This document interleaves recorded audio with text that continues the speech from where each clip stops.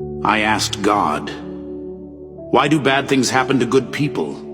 And God answered, "Even the strongest trees face the harshest winds. Every struggle has a purpose, to make you stronger." I asked again, "Then why do I feel so alone?" And God said, "Just because you can't see the sun at night doesn't mean it's not there. I am always with you, even in silence."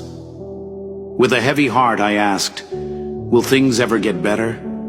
And God answered, "Yes, but in my time, not yours. Trust me, the storm will pass, and the sun will shine again." I hesitated before asking, "But what if I'm not strong enough?" And God replied, "When you are weak, I am your strength. You don't have to do this alone." Tears filled my eyes as I whispered, "Do you still love me, even when I fail?"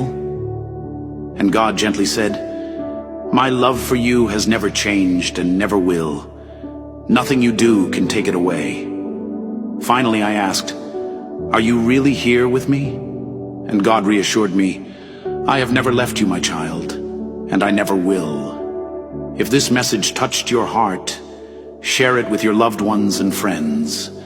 Let them know that God is always listening. And if you believe in His love, type "Thank you, God" in the comments.